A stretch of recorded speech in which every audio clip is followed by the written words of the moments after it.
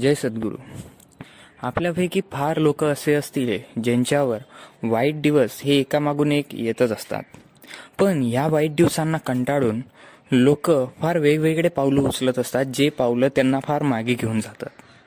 तर तुमच्या वाईट दिवसांमध्ये तुम्ही खचून नको जा.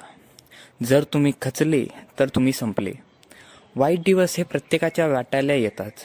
कोणाच्या वाट्याला परत परत, कोणाच्या वाट्याला अंतराळाने, पण येतात नक्की.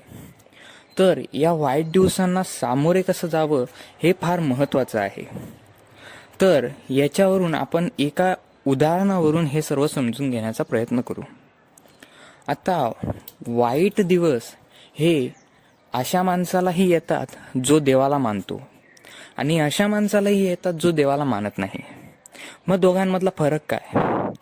तर याचा फरक आहे, तुम्ही जर समजून घ्या, एखाद्या गाडीत बसलेले आहात.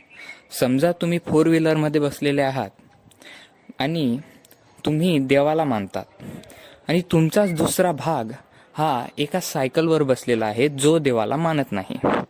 तुम्ही दोघीही रस्त्याने जात आहात. प्रवास करता करता या जीवनाच्या प्रवासात तुम्हाला कधी ना कधी स्पीड ब्रेकर भेटणारच, आणि तो स्पीड ब्रेकर म्हणजे तुमचे वाईट दिवस.